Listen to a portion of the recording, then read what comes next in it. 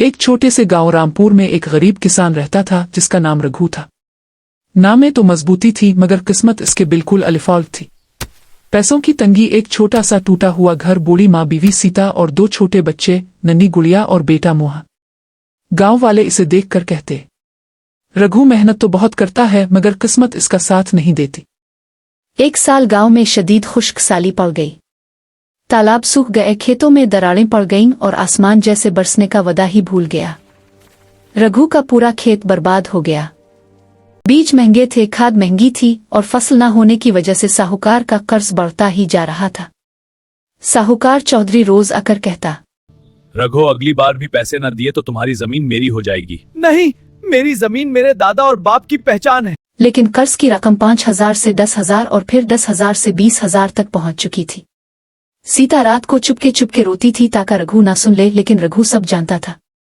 वो रात को छत पर बैठकर तारों को देखता और सोचता, ए भगवान, मुझे बस एक मौका दे दो, सिर्फ एक मौका।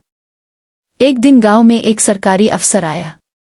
इसने किसानों को बताया कि हुकूमत एक नई अवपाशी स्कीम ला रही है जिसमें ड्रिप इरिगेशन, नई टेक्नोलॉजी और कम पानी में ज्यादा पैदावार। लोग हंसने लगे, अरे छोड़ो, ऐसी बातें बड़े शहरों में अच्छी लगती हैं, हमारे गांव में नहीं। लेकिन रघु खामोशी से खड़ा सुनता रहा। इसने अफसर से पूछा, साहिब, क्या ये हमारे जैसे गरीब किसान के लिए भी है? अफसर मुस्करा कर बोला, किसानों से बड़ा कोई नहीं। अगर तुम हिम्मत रखो तो सब मुमकिन है। इस दिन रघु के दिल में एक नई चिंगारी जल उठी। रघु ने गांव के पंच मुखाराम किशन और कुछ समझदार बुजुर्गों से मशवरा लिया। कुछ लोग बोले, अरे रघु नहीं, लेकिन रघु ने ठान लिया, चाहे पूरा गांव मुखालफत करे, वो अपना ख्वाब नहीं छोड़ेगा।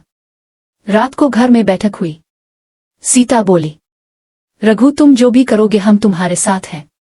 चाहे हम कंगाल हो जाएं, लेकिन हिम्मत नहीं हारेंगे। माँ ने भी दुआ दी, बेटा, किस्मत बदलने के लिए खतरा उठाना पड़ता है।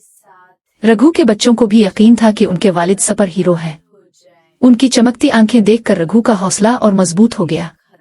रघु ने साहूकार से मजीद पैसे उधार लिए। कल कर्ज बढ़कर 35,000 रुपए तक पहुंच गया था। लेकिन रघु ने हिम्मत नहीं हारी। इसने ड्रिप इरिगेशन लगाई, नई किस्म के बीज खरीदे और फसल को साइंसी तरीके से आगाना शुरू कर दिया। वो खेतों में काम करते वक्त यूट्यूब पर काश्तकारी की नई तकनीकों के वीडियोस भी देखता था। आहिस्ता आहिस्ता इसका हाथ चलने लगा। एक दिन हल्की बारिश हुई और फसल में नन्हे नन्हे सब्ज पौधे निकल आए। रघु ने मिट्टी को हाथ में लेकर सूंझा और आंखें बंद करके बोला, यही मेरी दौलत है, यही मेरी जान है।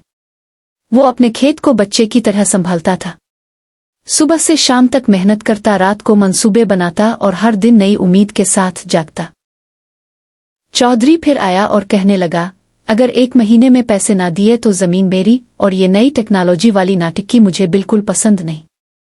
रघु ने हाथ जोड़कर कहा, चौधरी साहिब, बस एक फसल का वक्त दे दें। अगर मैं नाकाम हुआ तो जमीन आपकी। चौधरी हंसते हुए बोला, ठीक है, बर्बाद होने के बाद तुम खुद ही जमीन छोड़ दोगे। ये सुनकर रघु की आंखों में आग सी जल अलिफाटे। अब वो किसी भी कीमत पर जीतना चाहता था। वक्त गुजरता गया। गांव वालों ने देखा कि जहां उनके खेत सूखे पड़े हैं, वहीं रघु के खेत में घने सब्ज पौधे लहरा रहे हैं। मगर रघु ने कभी गुरूर नहीं किया। वो बस खामोशी से मुस्कुराता और अपने काम में लगा रहता। कटाई का मौसम आया तो गांव वाले देखने आए कि रघु के खेत में कैसी फसल हुई है। जैसे ही कटाई शुरू हुई, हर कोई हैरान रह गया। रघु की पैदावार पिछले साल से 3 गुना ज्यादा थी। इतनी फसल तो गांव के किसी किसान ने पहले कभी नहीं देखी थी। सीता की आंखों से खुशी के आंसू निकल पड़े, बच्चे खुशी से नाचने लगे और माँ ने अल्लाह का शुक्र अदा किया। रघु खुद खड़ा आसमान की तरफ देख रहा था और उसके दिल में बस एक ही बात थी, मेहनत कभी रायगा नहीं जाती। चाय की दुकान पर बस एक ही नाम था, रघु। रघु का खेत, रघु की मेहनत, रघु का कमाल। जो लोग इसका मजाक उड़ाते थे, आज उन्हीं के चेहरों पर हैरानी थी। गांव के बुजुर्ग बोले, पहली बार किसी गरीब किसान ने सबको रास्ता दिखाया है। लेकिन रघु के चेहरे पर कोई गुरूर नहीं था।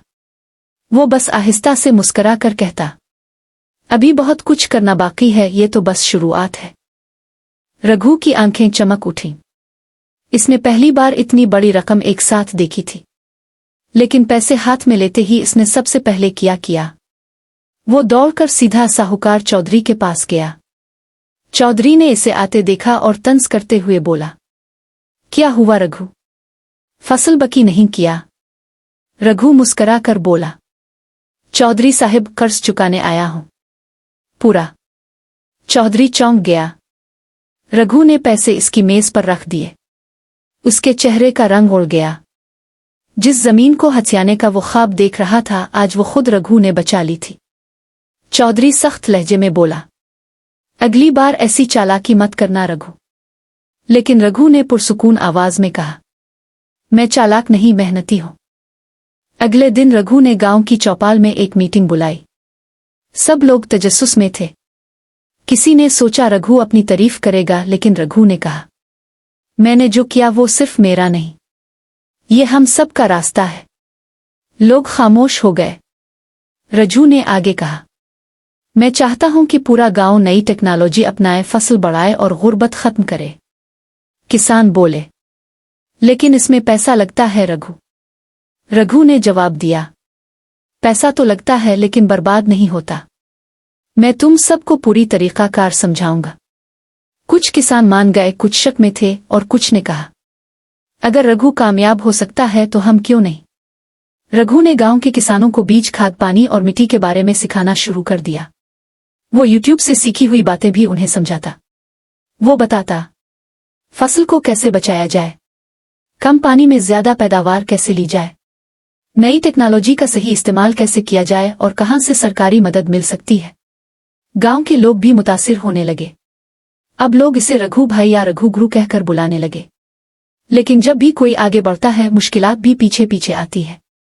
एक दिन आसपास के गांव के कुछ बड़े किसान आए। उन्हें रघु की तरक्की पसंद नहीं आ रही थी। उन्होंने गांव वालों को धमकाया, अगर तुमने रघु की तरह नई टेक्नोलॉजी अपनाई तो हम तुमसे अनाज नहीं खरीदेंगे। लोग डर गए। उन्होंने रघु से कहा, भाई तुमने तो हमें मुश्किल में डाल दिया। रघु ने पुरसुकून अंदाज में कहा, डरने की जरूरत नहीं। अगर ये लोग अनाज नहीं खरीदेंगे तो हम खुद मार्केट जाकर बेच लेंगे। लेकिन ये बात आसान नहीं थी। मार्केट तक का रास्ता लंबा था और पैसे का भी सवाल था। रघु ने कहा, क्यों ना हम अपना छोटा सा किसान ग्रुप बना लें, जहां हम खुद अनाज बेचें, खुद पैसे कमाएं और किसी पर इन्हिसार न करें। किसानों को ये ख्याल पसंद आया। उन्होंने रघु के साथ मिलकर एक छोटा सा किसान मुआवनत सिंह बनाया। ये खेत की मिट्टी में बोया गया दूसरा बड़ा बीज था, ख्वाबों का बीज। अब आप आराम करें, गांव अब हम संभालेंगे। रघु की आंखों में चमक आ गई। ये वही ख्वाब था जो इसने मां से वादा किया था।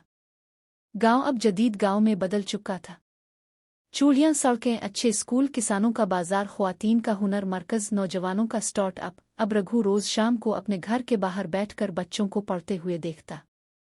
गांव वाले पास से गुजरते हुए कहते, रघु चाचा, आपकी वजह से हम आज यहाँ हैं। रघु मुस्कुराता और सोचता, मेरी मेहनत का असल फल यही है कि मेरे बाद भी गांव आगे बढ़ता रहे।